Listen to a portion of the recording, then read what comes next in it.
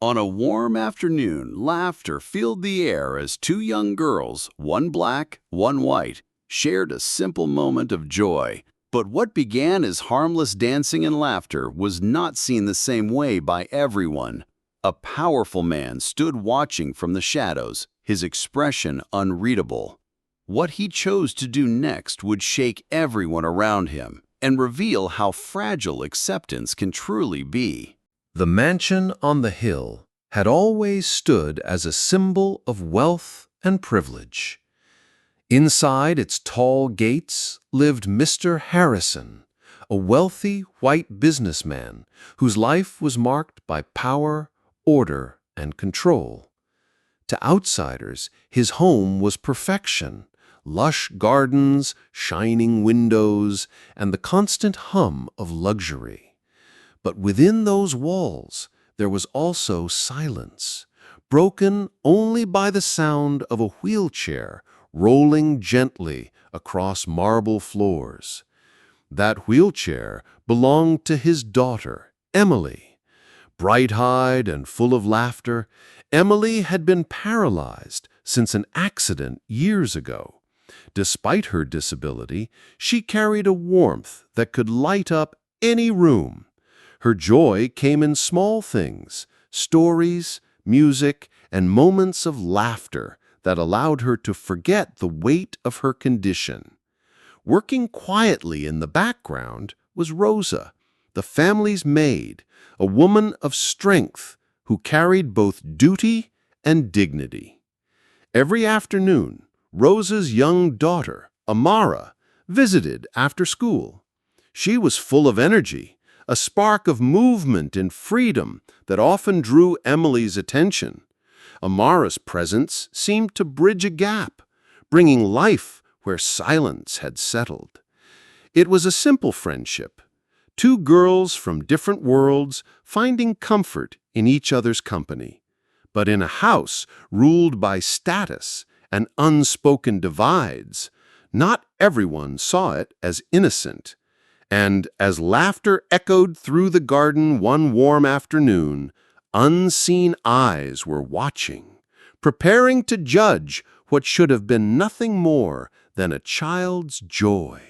Days at the mansion soon fell into a rhythm, Emily waiting eagerly by the window for Amara's arrival, and Amara bursting in with a kind of energy that lit up even the coldest corners of the house.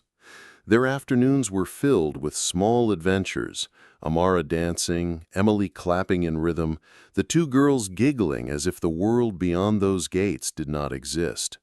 But in houses built on hierarchy, freedom rarely goes unnoticed. The servants whispered, some in admiration of the bond between the girls, others in caution. For Rosa, every smile her daughter shared with Emily brought both joy and fear. She knew the invisible line that separated her family from the Harrisons, an unspoken boundary that was not to be crossed. And yet, watching Emily's face brighten whenever Amara appeared, Rosa couldn't bring herself to stop it. One warm afternoon, the laughter carried farther than usual. Amara spun across the grass, her bare feet light on the earth, while Emily clapped in delight from her wheelchair. But this time Mr. Harrison stood at the edge of the terrace, his sharp gaze fixed on the scene. His lips tightened, his jaw clenched. To him, this was not just innocent play. This was something else, something that disturbed the order he had built so carefully around his home. That night, silence filled the halls. Rosa noticed the way Harrison's eyes lingered on her, cold and calculating. He said nothing, but his silence was heavier than words. She tucked Amara into bed with a forced smile, but her heart pounded with unease. The next day, the routine was broken. As Amara ran across the lawn to greet Emily, a voice cut through the air, firm, commanding. Harrison's tone froze them both in place. His words were sharp, questioning why a maid's daughter should be mingling so freely with his own. The innocence of their friendship was suddenly under scrutiny, judged not by joy, but by race and status. Emily's protests were gentle but firm. She wanted Amara there. She needed her friend. But her father's disapproval cast a shadow over every smile, every laugh they had shared.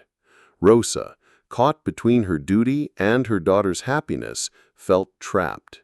To speak up could cost her everything. To remain silent could crush the spirit of both children.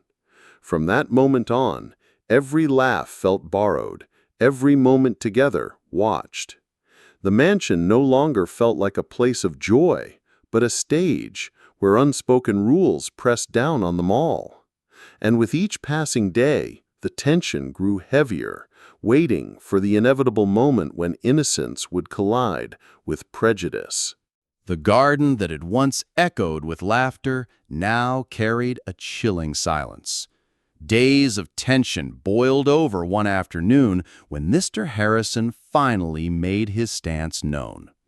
As Amara twirled in the sunlight and Emily clapped along, his voice cut across the air like thunder.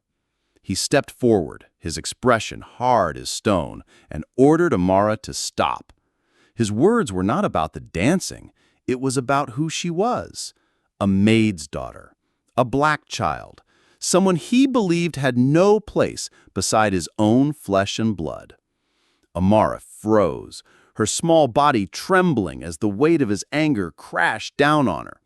Emily's eyes widened with disbelief, her laughter silenced in an instant.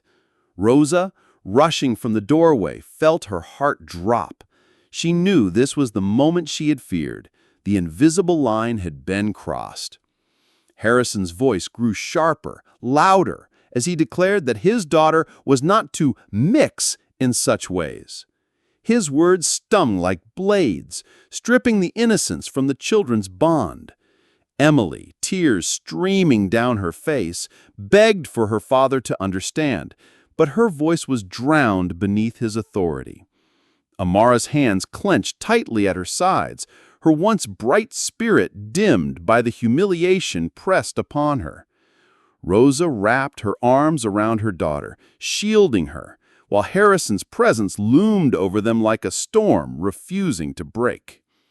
And in that crushing moment, when a child's laughter was silenced by prejudice, when innocence collided with cruelty, the entire house seemed to hold its breath.